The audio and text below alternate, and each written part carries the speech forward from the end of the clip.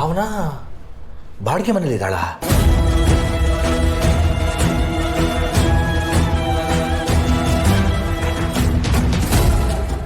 ಏನಪ್ಪ ಹೇಳ್ತಾ ಇದೆಯಾ? ಏನೇ ಹೇಳ್ತದೆ ನೀನು?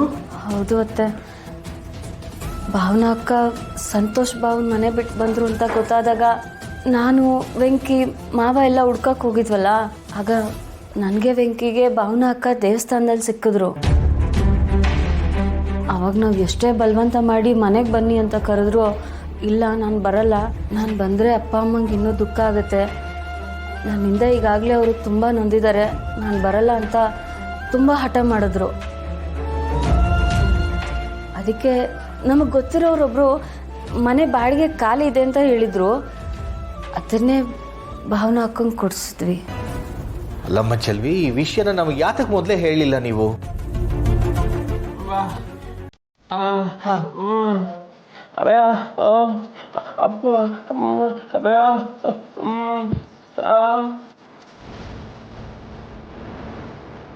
ಸ್ವಲ್ಪ ದಿನ ಕಳ್ಕೊಂಡು ಹೇಳಿದ್ರಾಯ್ತು ಅಂತ ನಾವು ಸುಮ್ಮನೆ ಆದ್ವಿ. ಆದರೆ ಅಷ್ಟರಲ್ಲೇ ಸಿದ್ದು ಅಣ್ಣನ ಮನೇಲೂ ಏನೇನೋ ಜಗಳ ಆಗಿ ಅವರು ಮನೆ ಬಿಟ್ಟು ಬಂದ್ಬಿಟ್ಟಿದ್ರು. ಭಾವನಾ ಅಕ್ಕನ ತುಂಬ ಹುಡುಕಿದ್ರು.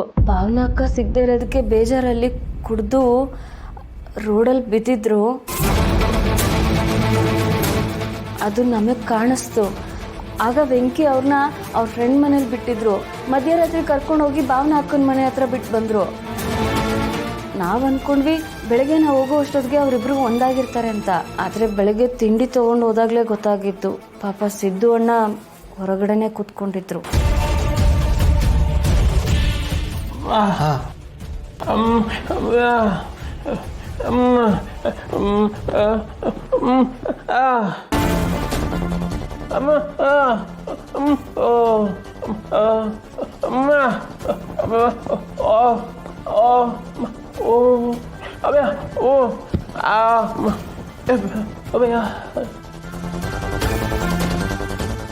ನಾವು ಸಿದ್ದು ಅಣ್ಣನ ಜೊತೆ ಅಲ್ಲೇ ಧರಣಿ ಕುತ್ಕೊಂಡ್ವಿ ಒಳಗೆ ಸೇರಿಸ್ಕೊಳ್ಳಿ ಅಂತ. ಆದರೆ ಅಕ್ಕ ಮಾತೇ ಕೇಳಲಿಲ್ಲ.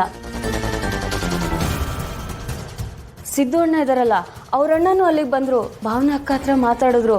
ಅವರು ಎಷ್ಟು ಹೇಳಿದ್ರು ಭಾವನಾ ಅಕ್ಕ ನಿರ್ಧಾರ ಬದಲಾಯಿಸಲೇ ಇಲ್ಲ. ಅಲ್ಲಮ್ಮ, ಇಷ್ಟೆಲ್ಲ ನಡೀತಾ ಇದೆ, ನಮಗೊಂದು ಮಾತು ಹೇಳಬೇಕಂತ ನಿಮ್ಗೆ ಅನ್ನಿಸ್ಲಿಲ್ವಾ ಚೆಲ್ವಿ? ಇದೇನು ಮುಚ್ಚಿಡೋಷ್ಟು ಸಣ್ಣ ವಿಷಯ ಅಂತ ಅಂದ್ಕೊಂಡಿದ್ದೀರಾ?